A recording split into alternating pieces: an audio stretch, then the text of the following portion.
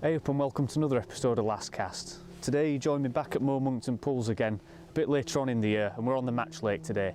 It's actually a lake that I've not fished. It's one of 3 on the complex. I've fished Cyprio a couple of times. I've not fished this one, and nor have I fished the front pool. So we've come down here to have a crack at this one today. As I say, it's not a lake that I've fished, so I don't really know what's in here. I've got a rough idea it'd be carp and skimmers, similar to the other lake, but I don't really know what size. And again, I'm not entirely sure what I'll be catching today. Being that it's a commercial fishery, I'm going to approach today's session purely with pellets. And I'm going to look to fish that on 3 different lines, because obviously we're getting towards the end of October now. And often on days like this you can see it started bright, but it's been quite chilly overnight. You're not sure which kind of depth the fish are going to want to be in. So this kind of pellet approach lends itself to this kind of year where you can alternate between depths. You're not committing yourself too much to one area, and you can sort of move around little areas in your peg, picking off fish as the day progresses. So as I say, the baits that I've prepared today are purely pellets. I could attack it with maggots and things like that, but I think pellets give the best of both worlds. They're a nice durable bait. They're going to usually select the better fish, but equally if there's plenty of carp in the peg, it's a great bait to catch them on. So to that end, I'll quickly go through the bait tray. As you can see, it's dead simple today. I've stuck today with krill flavoured pellets. You can see the nice sort of dullish red colour, and they're going to contrast the lake quite nicely. I usually use betaine green swim stims, but the lakes I've noticed sort of like a browny green tinge to them, and I think a red bait will just stand out a bit better. So in terms of the feed baits, I've got some hard 6mm in there, and they're going to probably be used not so much as a feed bait unless I know there's a lot of carp close to the island, but mainly if I'm looking to fish banded pellet. That's what I've got those there for. Say I'm getting plagued by roach and small fish, then I'll switch to a banded pellet. The second bait that I've got, and this is going to be the bulk of my feed, is just some dampened down 4mm krill pellets. These particular ones are Sonia baits. Nice uniform pellets, nice little size, and again they're going to allow me to catch pretty much everything in the peg. 6mm are quite selective for carp, and 2 and 3mm you can get pestered by small roach, but a 4mm is going to attract sort of the better skimmers, carp, tench, bit of everything really. And the hook bait that I'm going to start with is going to be expanders. These are dynamite baits, 4 and 6mm krill expanders, again sort of matching the feed bait, different brand but the same kind of idea. Nice bright red standout bait. The 4's in there I'm going to start with on an 18, and then if it turns out there's a few carp about, or I'm looking for a few better fish, then I can switch to a 6mm as a bit more of a target bait. So that brings me on to the rigs that I'm going to look at. As I say, I'm fishing to an island today, and I've just got 3 rigs set up. What I'm looking to do is fish at 13, 14.5 and 16 metres. Obviously the island will slope away towards me, so what I'm going to look to do at the start of the day, I'm going to look to fish in the deeper water just as it starts to shelf up, and then I'm going to look to fish at 14.5 up the shelf, say if it gets a little bit warmer, and then if it becomes really warm in the middle of the day, then I'm going to look to attack the island, like right tight up to it, maybe a foot off it if that. So to that end, these are the rigs that I'm going to use today. So I've got 3 set up, one for 13 metres, one for 14.5 and one for 16. The first rig that we'll look at is the one for 13 metres. I've got a 0.3 series Garbolino DC23 pencil float there. These floats are lovely for pellet fishing. Nice short bristles, so they settle really quickly, but quite thick, so you can get nice positive bite registration when you're dotting them down. The pencil body is ideal when it's nice flat calm conditions like we have today, and also they offer a lot less resistance to taking fish. So say if I was using a round bodied float, I wouldn't see those positive bites, but basically it sort of accentuates the bites using a thinner pattern float, so you'll be able to see more small indications. When you're fishing with pellets, often you'll get tiny little dinks on the float, and those are the actual proper bites that you want to be hitting. As I say, that's a DC23 Garbolino on there, 0.3. The elastic choice is a 10 to 12 Drennan yellow bungee. Again, don't really know what's in here. I could step down sort of a green bungee or say 4 or 5, but I think this, just in case we do encounter some bigger carp. I know that they run to a good size in Cyprio Lake, so I think if we do hook sort of a 5-6 pounder here, I want to have some control over it. Nice 015 reflow power mainline, nice and durable. Coming down to a strung bulk there of number 10s. And with just a few tiny little number 13 stots trimming that float, as I say, getting it nicely dotted down. I've got a 4-inch hook length of 011 Guru N gauge to a size 18 B911. If the fishing's really good, then I'll step that up to a 16 to 013 Guru engage. And if I'm getting pestered by small fish, I've also got some 18 B911s and 16s tied up with 011 engage again, but with a band on, which we may look at later on in the session. Key thing with this is I've plumbed up at absolute dead depth, as you can see there, and I've got a little mark on the pole that's going to indicate the depth. With pellet fishing, you can't really get away with laying much line on the bottom. You want it to be absolutely dead depth, as I say, tiny little indications of what you're looking for to strike at. The next rig, as I say, is 14.5 metres up that shelf. It's about 6 inches shallower there. But the deepest part of this lake that I've plumbed up and found is about 3.5 foot, and then it goes out and starts to slope up. Obviously you don't want to be fishing where it's at full depth, because that's going to be silty, and that's going to cause issues when you're fishing pellets, and you're going to get lots of line bites and fizzing, and you're going to struggle really to connect with any fish. So the next rig's exactly the same as the previous one, getting 015 yellow bungee, DC23, this time in a 0.3, or sorry, 0.2 even, because it's about 2.5 foot deep. Again, strung bulk down there with some number 13 stots. And again, same hook length, 4 inches of 011 engage. 4 inch hook length again, you want to be seeing all these tiny little bites, so that allows you to have your dropper, your last dropper as close to the hook as possible to really show up those bites. Next we'll look at the island rig. There's a few reeds, as you might be able to see, around where I'm going to fish, so I've not used a hollow elastic to that end. I don't want the fish to be running through the reeds, so I want a bit more stopping power. Elastic choice then's a 88. Again, 015 mainline. I've gone for a different float pattern this time. This is an S3 by Map.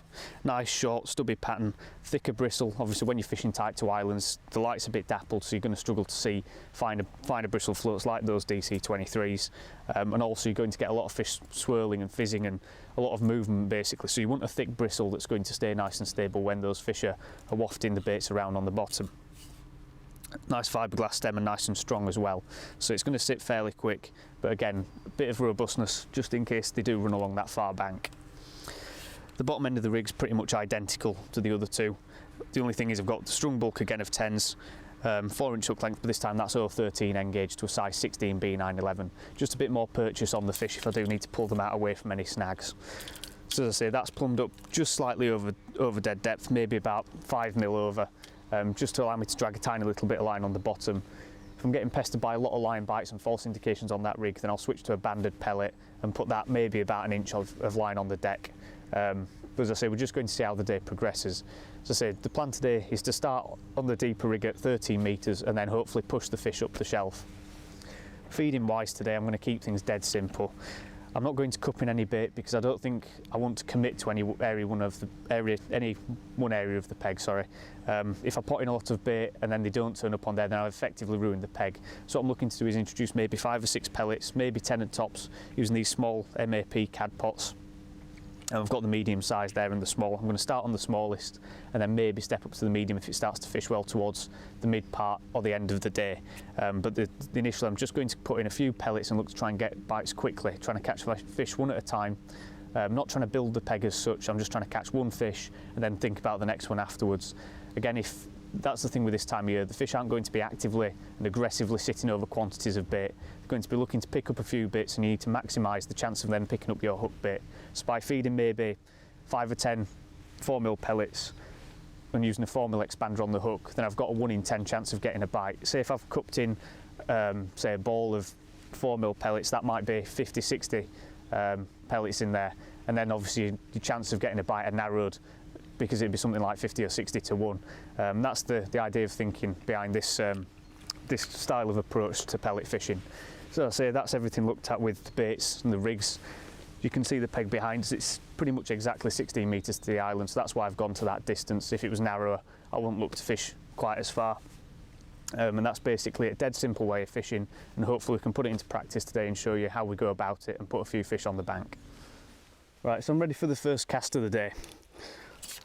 What I'm going to do, as I say, it's probably about, just shy of 11 o'clock now. I'm actually going to start on the deepest line to kick off proceedings, and then hopefully I'll quickly start to move towards the island as the day warms up. But I'm just starting on the most negative approach, which is in the deeper water, and I'm just going to put on the tiniest little pot there, which will probably only hold maybe 10 or 15 4mm pellets. So as I say, I've got this rig plumbed up at absolutely dead depth, which is crucial when you're pellet fishing. And I'm just going to slip on a 4mm expander. Just pick a slightly firmer one. And all I'm doing there is just rolling that onto the hook. So as you can see there, I've got just a bit of point showing. Again, I could probably get away with using a 16 with a 4mm expander like that, but a little 18 is just a bit lighter, so makes the bait behave more naturally. So I'm just going to pop a few 4mm into that pot there. Just lightly push them down. That's the reason why I've dampened those, just to stop them jumping out of the pot too much. And I'm just going to have to ship out now to 13 metre mark, where I'm going to just deposit those pellets. Obviously when you're fishing in such sort of a negative fashion, it's important that you do just take your time with everything that you do. No point rushing it, because you're just looking to catch one fish at a time. As you can see, they've had to double unship because the banking behind us is quite tight. So I'm just getting to the limit there of my 13 metre section. Just going to lift that 4mm expander up and lower it into where I want to fish. And what I do with this is I just hold it above the water by about 6 inches or a float's length. As you can see there, just drop those 4mm pellets right over the top. Give it a second or two just to let that expander set right at depth, and then just slowly lower it in line with those pellets that you've fed.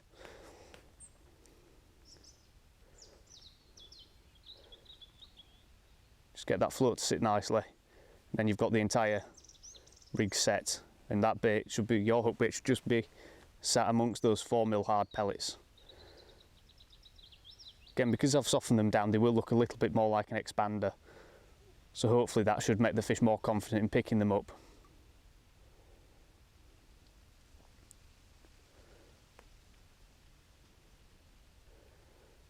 So obviously while I'm doing this, I'm always looking for signs of fish on fisheries like this. As I say, I assume that in line with most commercials, there's a good head of fish in here. I'm looking for signs of fish where, basically give me an idea of just how far up that shelf they are. I've noticed 1 or 2 bubbles coming up at about, there's a bite, just missed it. Just saying, I've just noticed a few bubbles coming up a bit further out, probably the equivalent of my 14.5 metre line, which is giving me an idea that some fish might actually be sitting further up that shelf.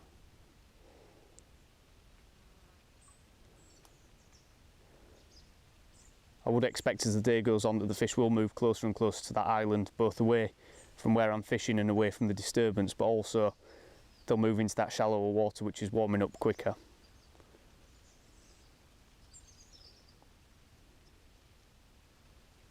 One thing that you can do when you're pellet fishing like this is just to keep lifting and dropping the float a little bit. I'll probably give it every 30 or 40 seconds and then just lift the float out by a couple of inches and then just drop it back in again, just to try and entice a bite. The other thing as well is you want to start to sort of think about how your peg's fishing and how many fish are present. That's going to give you an idea of how many times you need to ship in and out and feed. Just seen a bubble come up just behind this near side of the float, sorry. So again, I'm just going to lift and drop that. And hopefully that might entice a bite or two. Again, we are just fishing for sort of 1 or 2 fish at a time here. There's definitely 1 or 2 there, and there we go, that's a carp on now. You can see not really fighting much, so I'm just gently shipping back. Like I say, we're just sort of fishing for 1 or 2 at a time here. You're not looking to pile in loads of bait and really attack the peg. It's fighting well, this one. But again, you just saw how, just lifted that pellet up, and as it settled, the fish had it straight away. It's a nice carp, this one. Fighting right up by the surface, so I'm just keeping that top kit low. Using the puller kit. And he should just pop up within netting range. as he has there. Lovely fish for the first one of the session, that.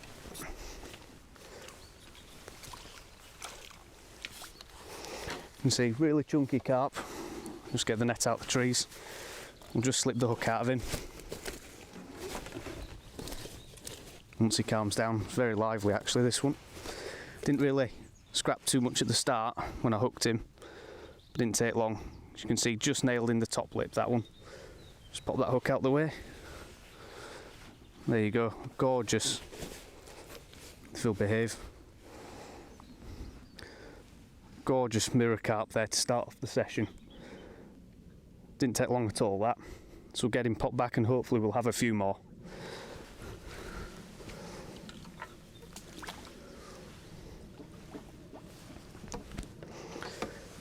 So immediately what I'm going to do with that is I'm going to go straight back on that line now. As you can see, the key thing with this is he's only had 10 or 15 pellets to feed over there, so that's why we've had a bite so quick. I think if I'd put in a pot full of bait there, I wouldn't have had a bite quite as fast. So what I'm going to do is just pop on another 4mm expander and then rebait again. As I say, it's the whole principle of fishing for one fish at a time.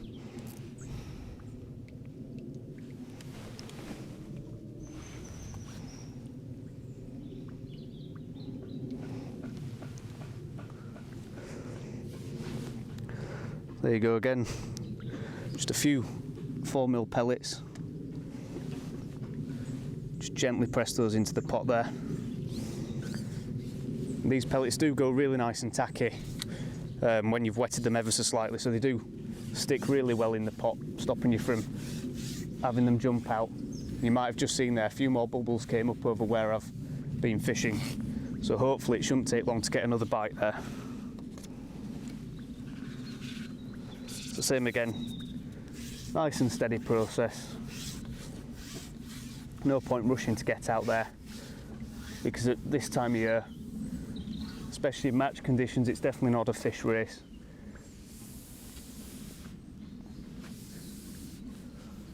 And the key thing is with this, you'll be able to catch fish all day using this method. You're never really going to overfeed them or get carried away using a tiny little cup like that. So again, just holding that float out of the water while those pellets are sinking. Make sure they're all out of the pot and then just lower it in.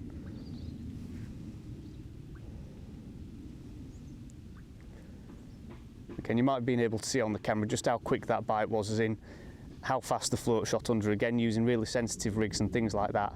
Although I did miss the first bite, it really does exaggerate the bites. So you're not, say if you're worm fishing or fishing down the edge, you want to lay a bit of line on the bottom, and you want to, you don't want to be striking at small indications. It's completely the opposite when you're pellet fishing. Every little dink you wanting to sort of hit that, because often skimmers and more tentative carp, and even this is something that you can really use when you're fishing for F1s as well, is they'll give the tiniest little indications, and equally big roach are the same, and those are the kind of little bites that you want to hit. So by having nice sensitive rigs and the floats dotted right down, you are going to be able to connect with a lot more bites. And to that end as well, I've also got a really short line between the float and the pole tip as well. Again, just making sure I'm as quick as I can be on the bites.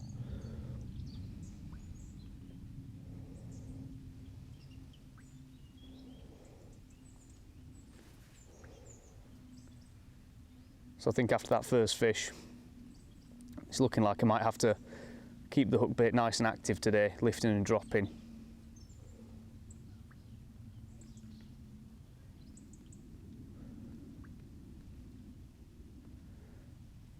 One thing that's quite interesting though so far, I've not had any little roach bites or anything like that.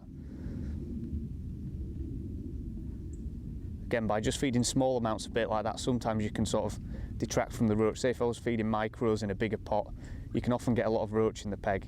But just feeding hard mill 4 pellet, or 4mm hard pellet, using an expander on the hook, you can sort of get away from the smaller fish, and often it'll pick up the quality roach and skimmers and the carp in your peg.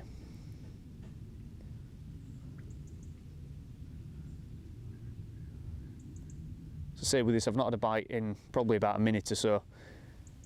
If I don't get a bite in the next 30 seconds, then I'll bring the pole back in, fill the cup up again and go back out, just trying to trickle in little bits of bait really accurately all the time.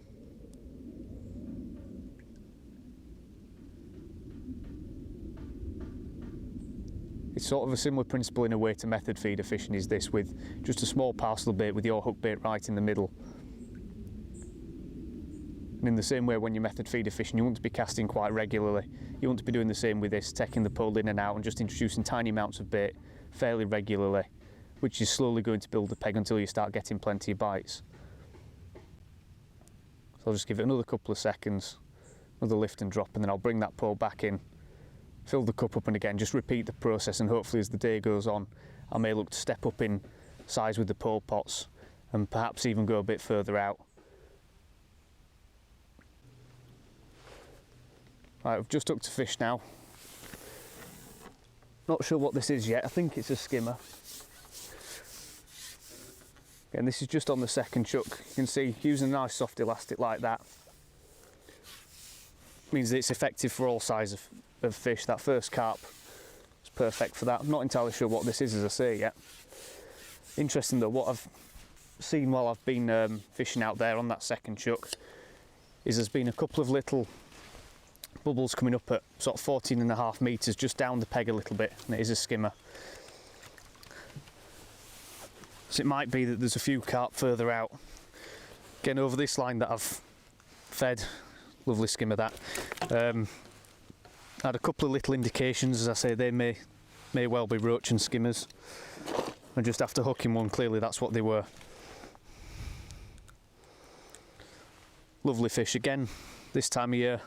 Good weight builders, still very lively. So getting popped back. So that's a good start there. In about sort of 10 or 15 minutes we've had a carp and a skimmer. And the peg's clearly starting to build a bit, as I'm getting a few more indications already. But I'm already starting to think that as the day's warming up, there's a few more bubbles coming up a bit further out. So it might be a case that in the next probably 10 or 15 minutes I look to really commit to that 14.5 metre line. But I'm going to try and catch one or two more fish on this just to judge what the peg's doing. And then I'll very soon start thinking about moving a bit further across into a shallower patch of water closer to the island.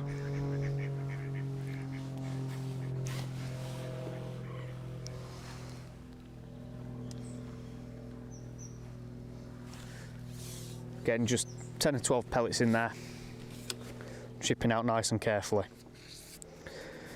Obviously using 4mm like that means that it's not quite as selective as 6mm would be, say if I was just looking to target the carp and fish like that.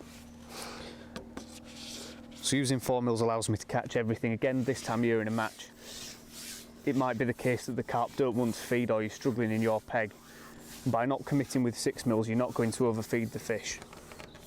And you're also going to allow yourself the opportunity to catch quality silverfish as well. So again, just tipping those pellets out, holding the float up and just letting it settle. There's still bubbles coming up at that sort of distance out, another metre and a bit past where I'm fishing at the moment.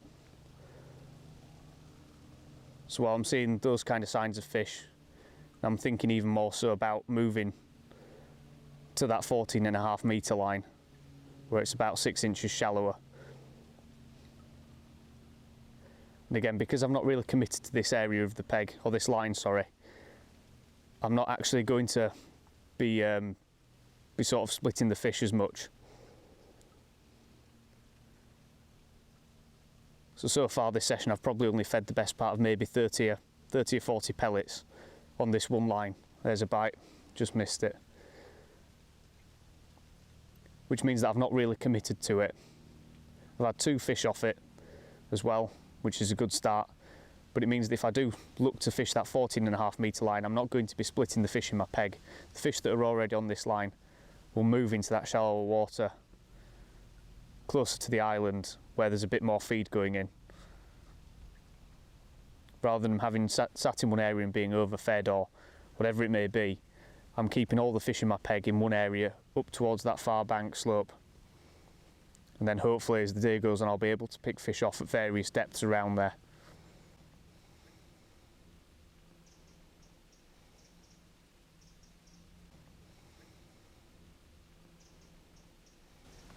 Yes. Right, so we've just hooked a fish now on that 13 metre line, and we've had a steady start, to be fair. It's not been brilliant. We've had a couple of fish, but as I say, not going to break any records. So what I'm going to do is just bring this one in. It's a little rud. Just pop the hook out of him, because I think these have really start to take over that area of the peg. Nice little fish though, as you can see. And I'm going to look to go to that 14.5 metre line.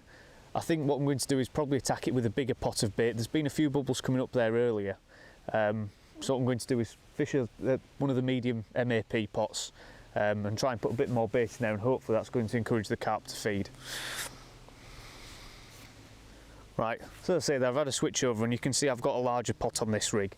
Again, I saw some bubbles coming up a bit further across earlier, so I think that might be where a few fish are residing at the moment.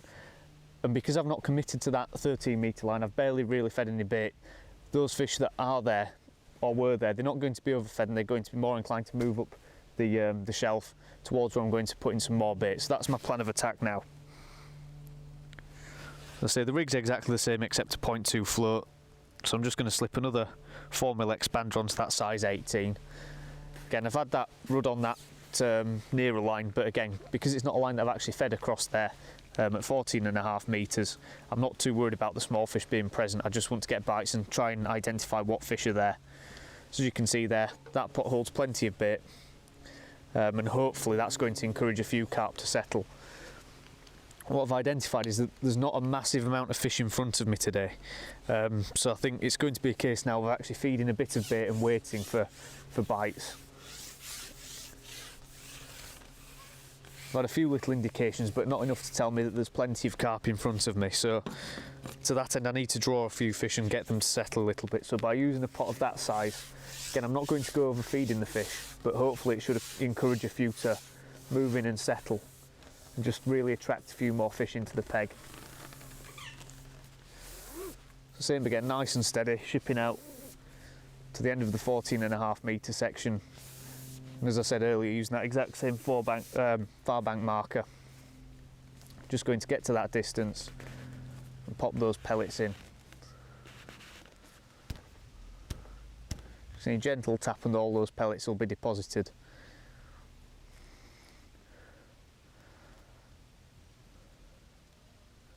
And hopefully those fish will move into that shallower water as the day's warmed up a little bit.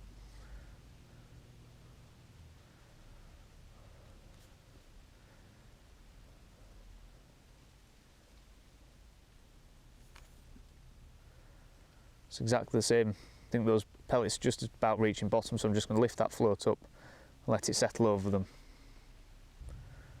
And hopefully it won't be too long before we get a few bites.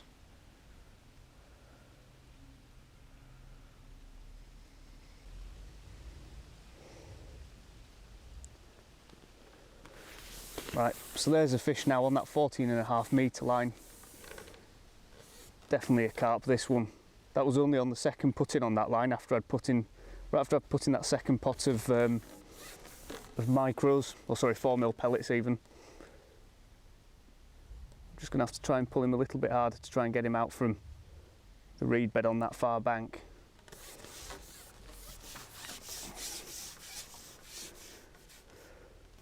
Hopefully he'll swim out.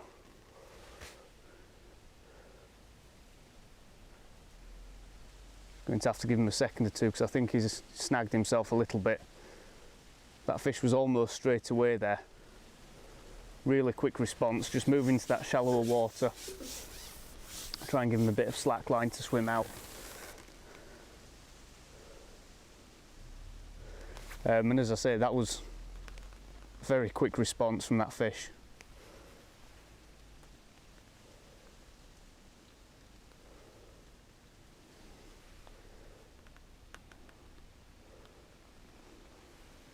Have to give him a bit of time to try and untangle himself.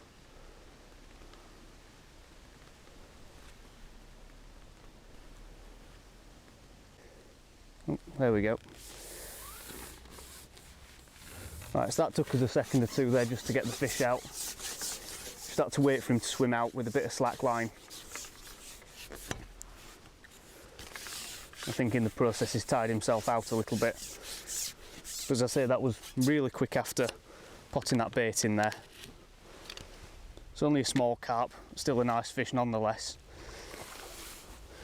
And he came straight to that larger pot of bait there. Just a little stocky mirror carp, this one. Lively little fish. As you can see, hooked right in the bottom lip there.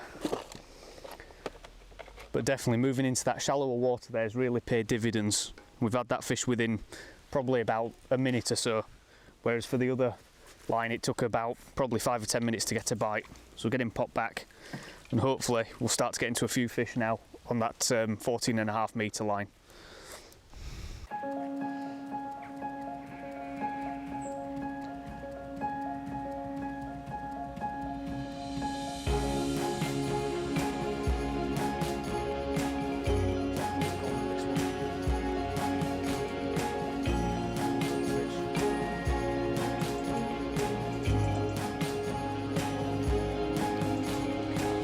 Silvers.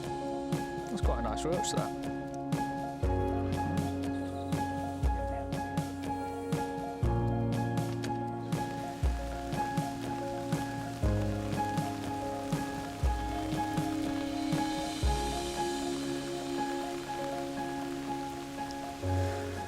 Right, so as you can see by the state of the kit and the fact I've got my jacket on and bait brolly up, it's absolutely chucked it down there for a good half hour or so. And that's prompted me to think about changing. I've had a few fish, as I say, on that 14.5 metre line, using little cad pots with pellets and things like that, but the peg's definitely slowed down a bit.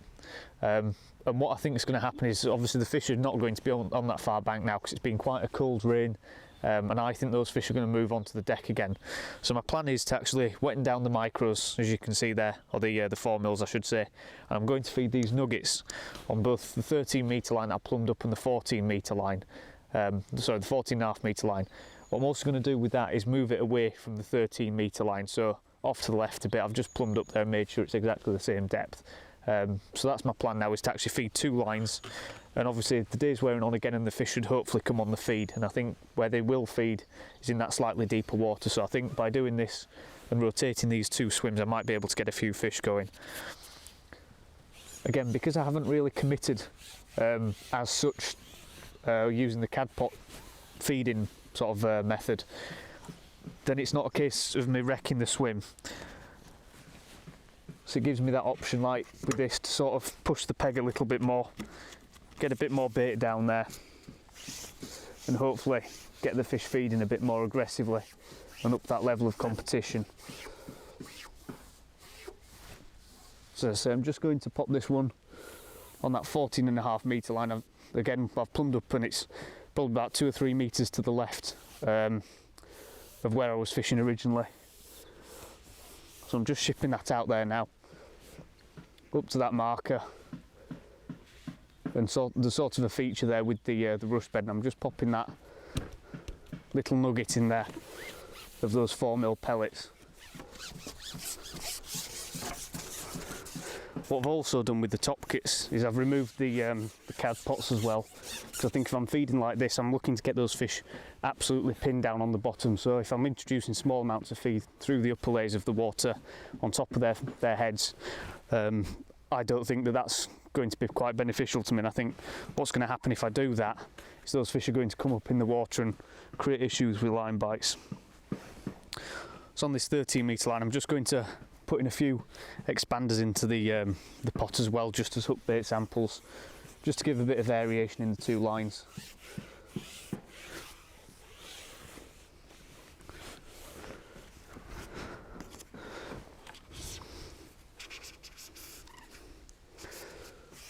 As I say, I've not actually changed the rigs at all, because I'm still looking to fish 4 mil expander pellets.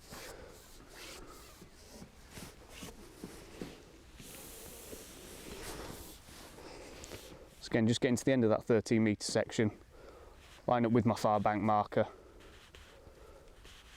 and just pop those in.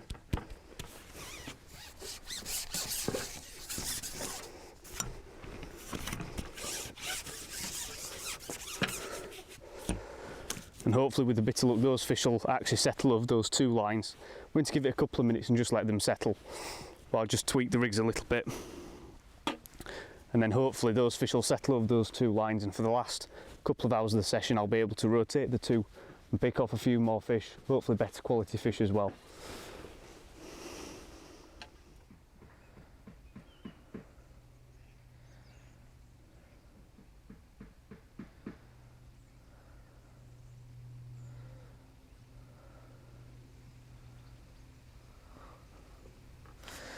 Right, so there you go. We're into a fish over that 14.5 metre line. I think it's just woken up now. Not entirely sure what it is. Could be a small carp or something, maybe a skimmer. But that was very soon after feeding that line. Yeah, I think it's a carp, it's just woken up now.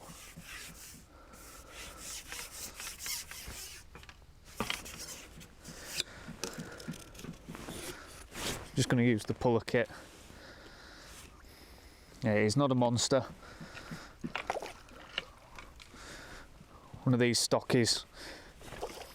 But again, that didn't take long at all.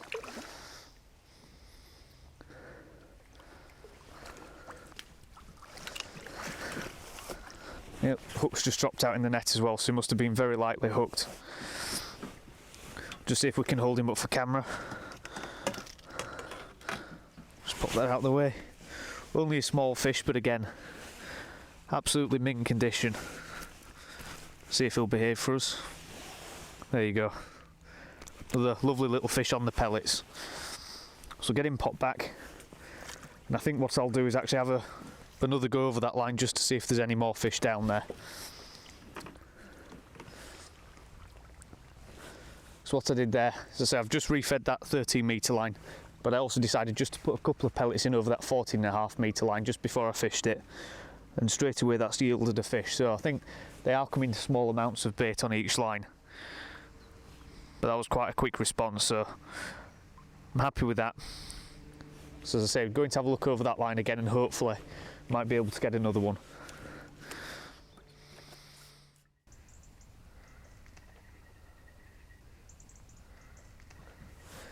Right, there we go. Another fish, tiny little dink on the float there. And we're into another carp.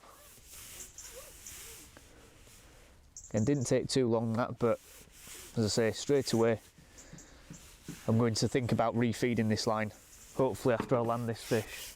You can see he's really trying to hug that far bank. So you just got to be careful with these fish when you are on tiny little hooks like we are today, little size 18. So it's important not to pull the fish too hard. There's no point rushing it.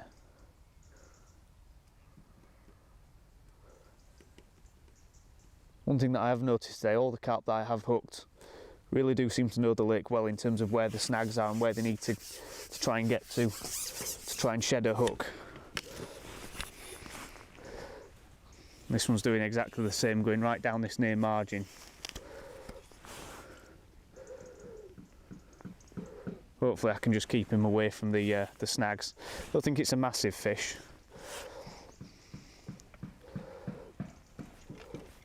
But again, tiny little bite on the float there.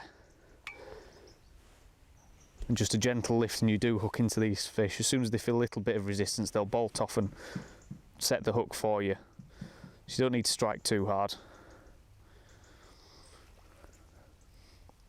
It definitely feels a bit bigger than the past 2 fish that we've had. So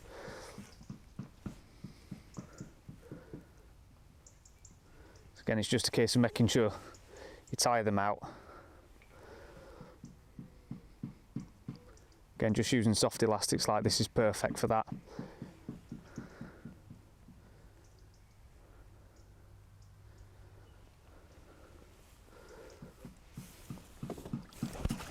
And there he is. Slightly bigger carp than the past couple that we've had. Lovely fishing again, in absolutely mint condition. Just pop the hook out in the net. As has been the case with all the fish that we've had today, really lightly hooked, just in the scissors. So what I'll do is just get this top kit out of the way, show him to camera for you.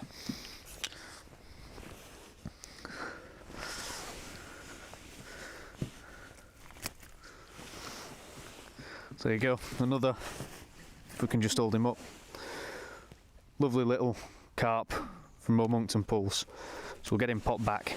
Still plenty of energy in him. Seems to have been the case with pretty much all the fish we've had today. So they fight really hard once you've netted them, as well as when you're playing them. So again, what I'm going to do is pop this rig out of the way, get that cupping kit out and refeed that area, and then go to the 14.5 metre line which I fed just before I started fishing that 13 metre. The odd little bite over there. There we go. Oh, he's still on. Right, so we've just hooked one over the far bank there. I thought he came off, but he actually just decided to turn around and swim directly back underneath the pole tip. Not a massive fish, but again, just a tiny little indication on the float. And we've ended up hooking back into another fish, which seems to be going a bit mad, to be honest. Charging all over the peg. I don't think it's a big fish. But again, it definitely seems to have completely changed the peg, the way that we've started feeding. Definitely got a lot more bites. Obviously, as the session's worn on, the fish have come on the feed. By changing to this style of fishing, we've definitely increased the amount of bites that we've been getting.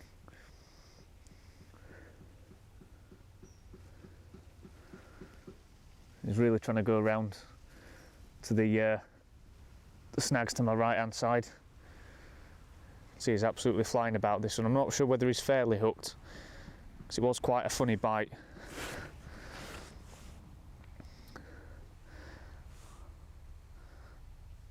But we'll soon find out. No, he's fairly hooked. It's just one of these that's decided to go a bit mad. Again, not a massive fish. The fish here definitely average a lot smaller than they do in the Cyprio Lake. But still great fun and a great way to practice this style of fishing with small pellets and a bit of finesse.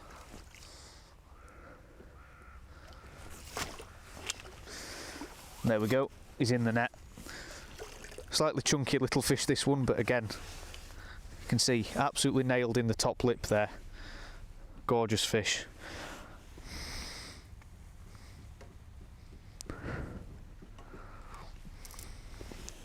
So again, another mint condition little carp there. He's actually decided to behave on the bank, this one, so we'll get him popped back.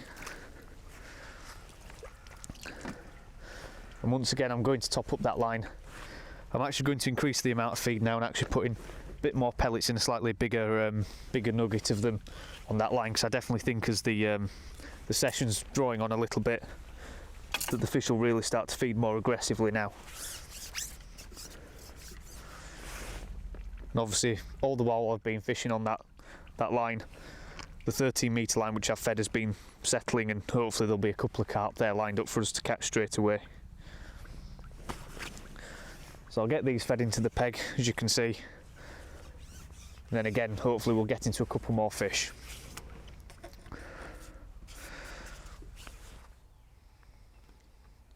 Right, there we go, we're into another fish now. Once again, tiny little indication on the float.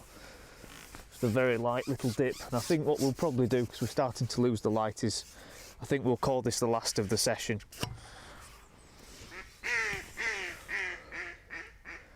Again, feels like another carp. Not a massive fish, but again, we've caught a decent stamp today.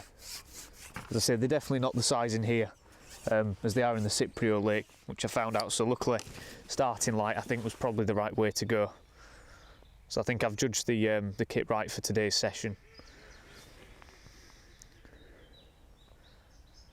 Again, feels like another nice little carp.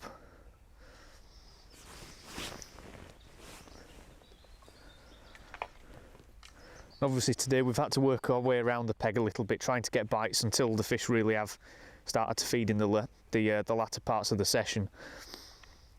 But hopefully today what this is giving you an idea of is just how to go about your pellet fishing and the kind of rigs and ways that you need to go about fishing, and especially this time of year. You can't go with the intention of catching 100-pounder fish out of these commercials. You've got to obviously start light and just ease your way into the session as we've done today. Obviously our catch today isn't really going to break any records. It's a shame with the rain and things like that we've not been able to show you some of the better fish of the session that we've had when it has been absolutely chucking it down. But again, that also had its effect on the fishing as well. So there you go, another nice little carp. Probably one of the smallest of the session, that. But every single one that we've had today has been in immaculate condition. Another gorgeous little fish and a nice one to end on.